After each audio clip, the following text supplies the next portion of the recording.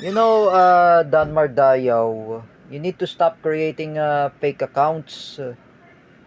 You do not know what you're talking about. You created Kuya Rodelio Daguman. You created Mrs. Annie Gill. Oh, who started the fight anyway? It was you, Danmar. Danmar, I'm not going to imitate you because I know you're the one whose responsibility of creating fake account just to know to ruin Cedric Mariano's uh, art. What the hell is your problem, Danmar? Ah, I just want to tell the mother of Danmar Dayaw, reprimand your son.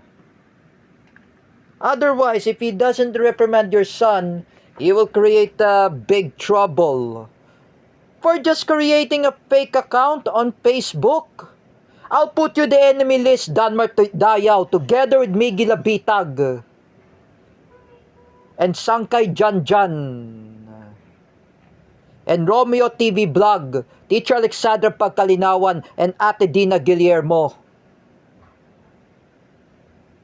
And especially Eskel Penumbra and Kel Pabelo, I'll put them in my enemy list.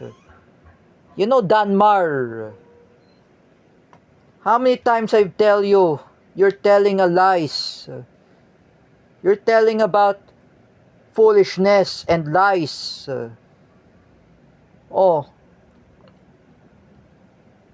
When I was asked by Gio Malana, Teacher Gio, he said to me,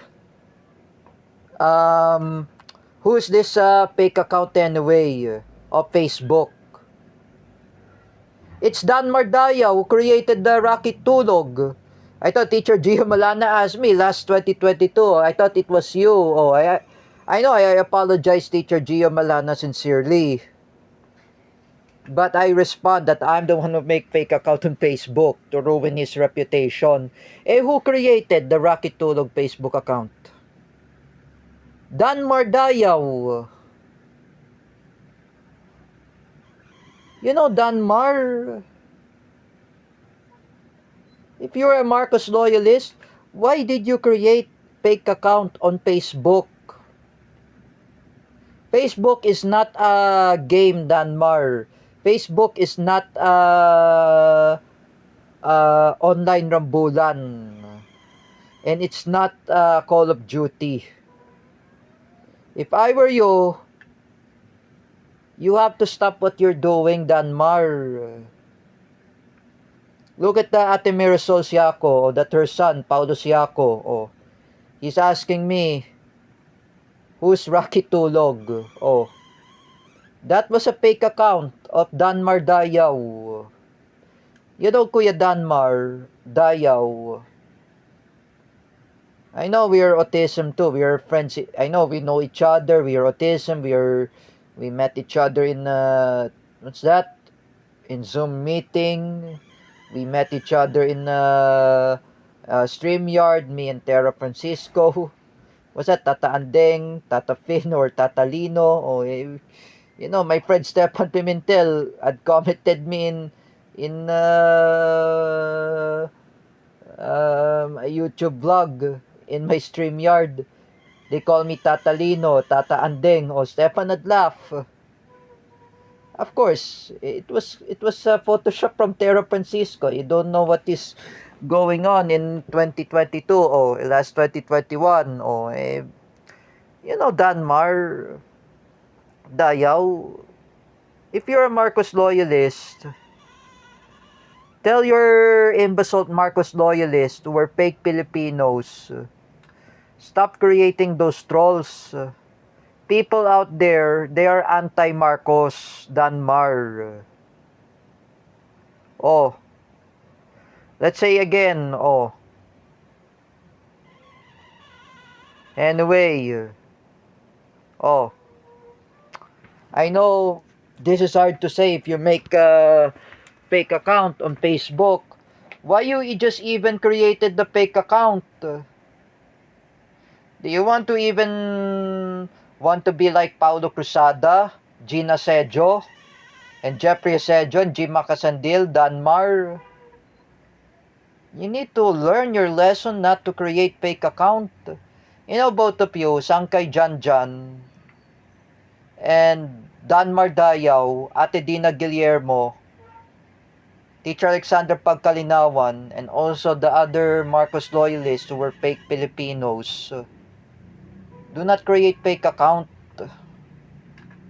on Facebook. You know, I was asking by Teacher Gio Malana. He said to me, "Who's Rocky Tulog? I do not even know him." I told him it was a fake account of Danmar Dayaw. I say again, if it is a fake account, who's the fake account of Danmar Dayaw? Oh, who's created Rocky Tulog? Oh, it was Danmar. Oh, it was Danmar Dayaw. It was Sangkay Janjan. Oh, you know, Sangkay Janjan is making fake account of Mrs. Annie Gill. Danmar Dayaw created the fake account Kuya Rodelio Daguman to harass to harass Rodelio and the mother of David Gill. Kuya Rodelio and mother of David Gill. First of all, I've been seeing this in at the time. Why you even had said that Danmar Dayaw is claiming that Kuya Rodelio Daguman is claiming that he has friends with Ernest Marisigan. I know this is really nonsense. Like I said before, this is very nonsense. Hindi po yan kilala ni Kuya Rodelio Daguman si Ernest Marisigan. You know, he doesn't know him. Hindi po yan kilala. If I were you, Danmar, stop spreading lies. Sinungaling ka pa, Danmar. You're always telling a lie. You know, I've been interviewed with J. Rick Silva. I just tell the story anyway. Bakit si Danmar Dayaw gumagawa ng fake account sa Facebook para panirahin mo si Cedric? Oh, you know, it is not really what I'm saying. Oh, I was called in the telephone on Muntinlupa City Hall. I said to the telephone, Sir Rodelio Daguman is busy for his work. He doesn't intention to harass to bash Cedric. He doesn't intention to politicalize in against others. He doesn't politicalize. He's a non-political. If he's a pro-Duterte, he's a non-political. Like I said before, Danmar, ano ba problema mo kay Kuya Rodelio Daguman? Like I said, when he spreaded a scandal like Jim Paredes, last 2020, when he cursed me a bad words that called putang ina words, that's a bad words too, he comment me in the post, in my dad's Facebook post, when I was in Japan, in Osaka. Danmar, with all due respect, stop creating a fake account. You know, Danmar, I've been forgive Kuya Rodelio Daguman when he curses me a word.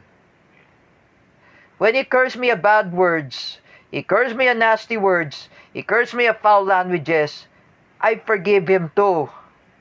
He apologized to me, I forgive him too. Last 2024.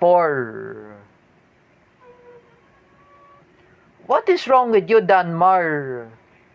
Someday, Danmar Dayaw, if Mrs. Annie Gill and Kuya Rodelio Daguman have both filed cases against you, Danmar,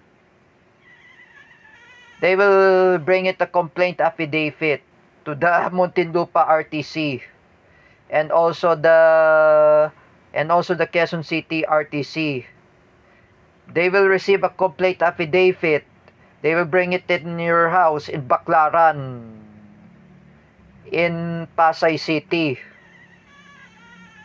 And even in the house of Sangkay Sangkay Janjan, he will be brought it in his house in Quezon City. Oh, they will receive a complete affidavit from Mrs. Annie Gill. Oh, from Kuya Rodelio Daguman. It will be a complaint. Oh, that is both of your problem, Danmar Dayaw and Sangkay Janjan. I am asking to Denzel Joshua, please do not like Sangkay Janjan. Ilaglag mo na yan si Sangkay. And I asked Tero Francisco, unfriend Danmar Dayaw in Facebook. Ilaglag mo na yan si Danmar. Napakawalang yayan, like I said. You do not know what you're talking about? Oh. Even that Ate Dina Guillermo created a fake account on Facebook saying that she wants to troll the Duterte supporters, that she is a Marcos loyalist. Even teacher Alexandra Pagkalinawan created a fake account on Facebook to troll Banat Bay. What all of you want? You want Bongbong Marcos to be a forever president of the Philippines? You want Bangag to be a more corrupt country in the Philippines compared to Mexico, compared to Israel, compared to Cambodia? Huh? Compared to Colombia? Have shame, all of you. You do not talk about politics.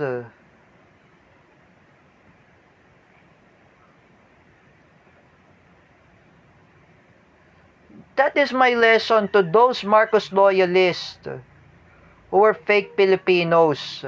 Danmar Dayaw, Sangkay Janjan, Teacher Alexandra Pagkalinawan, and Ate Dina Guillermo.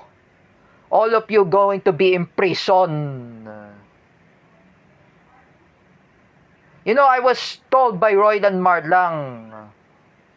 Roylan says to me, hindi po yan si Rodelio. Oh, it's a fake account made by Danmar Dayaw. You see that, Danmar? That was you.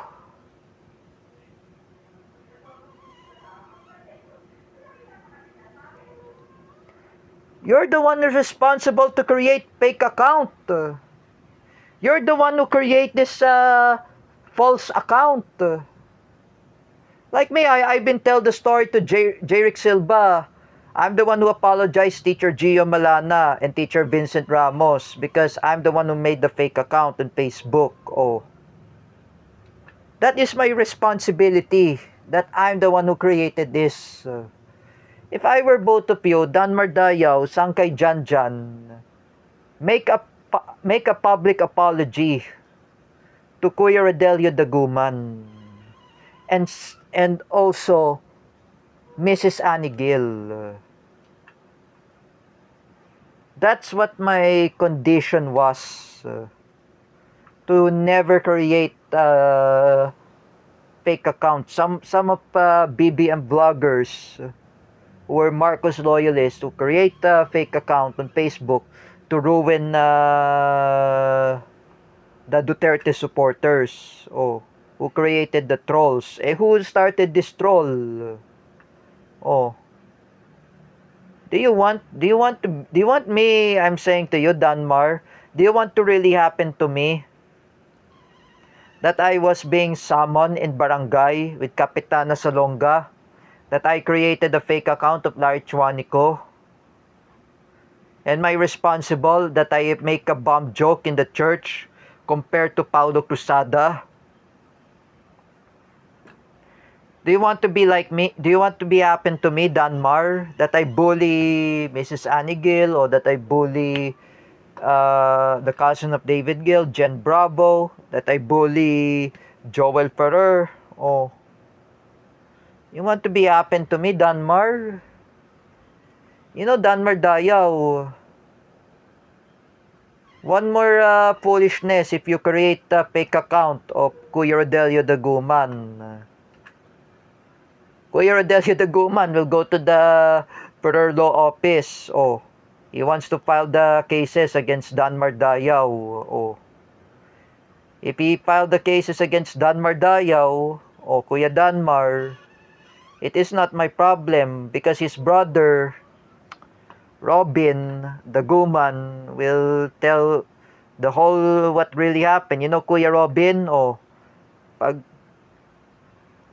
pag pag, pag kinaso yan ni Kuya Rodelio Daguman at ni Kuya Robin Daguman damat sa'yo, I say to you, Danmar, he will be, you will be afraid, you will be scared, oh, you will be say, oh, bakit ako ni demanda? Oh, like I said, you know, that is your responsibility, Danmar. You should not tell a lie. You know, you are really just like me, Danmar Dayaw. I know what you're doing. First of all, deactivate that fake account of Rodelio Daguman. Please stop making fake account, Danmar. When I was told by Roy Danmar lang, oh, ito po ang real account ni Rodelio Daguman, ni Kuya Rodelio. Hindi po yan si Kuya Rodelio yan. That picture of Sara Duterte, that was a fake account of Danmar Dayaw. Oh. You know that. This is hard to say to all those Marcos loyalists who were fake Filipinos. Even Sangkay Janjan and Danmar Dayaw.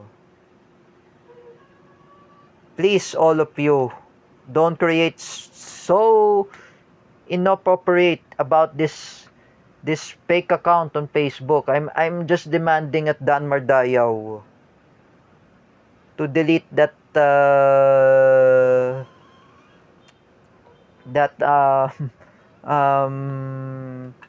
fake account of Rodelio Daguman. Oh. At least look at Sangkay Janjan. Oh, he deleted the fake account of Mrs. Annie Gill. Oh, he afraid that he was going to be sued. Oh. Now, Danmar, if you're going to be afraid, if you're going to be sued by Kuya Rodelio Daguman, oh, even Ninang Bebe, Marisol Gabag, I am demanding you deactivate that the fake account on Facebook. At least I praise Ninang Bebe, Marisol Gabag, and Roylan Marlang. They're not telling a lie because I know Ninang Bebe is my ninang. Oh, you know what she is doing or what she realized. Oh, that's not Rodelio Daguman. Hindi po yan si Kuya Rodelio. Fake account yan. Oh. and Roylan Marlang said, so hindi po yan si Rodelio. O hindi po yan si Kuya Rodelio. Fake account po yan. O hindi naman yung account niya yun. Like I said, it's not really his own account. His Facebook account anyway, in his profile, he was alongside with his mother. Wala po kinalaman dyan si Kuya Rodelio Daguman. Like, whenever you made the fake account, Danmar, you have to stop. Baka mapatulpok ka pa, Danmar. You know, like I said before, when you make fake account on Facebook to ruin Cedric Mariano, that is your responsibility. I know you are a BBM troll eh. I say to Danmar Dayaw, I said, you're the one responsible for creating fake account. Or you're the one who troll Kuya Rodelio Daguman. Oh, when I read it in Facebook, Like I said before, paano po nakilala si Ernest Marsigan? Kuya Rodelio Daguman doesn't know Ernest Marsigan. He doesn't know him, hindi po yan kilala. It's a fake account. You know, I was claimed by Wawel Romero. Oh, you know, I apologize Wawel Romero for creating fake account. Oh, I was told by her big sister. I apologize Wawel. Oh, this is my responsibility. Oh, no, all I could say, me and Wawel Romero, we reconcile each other. Oh, Dan Mardayaw, with all due respect, you need to stop creating fake account. Oh.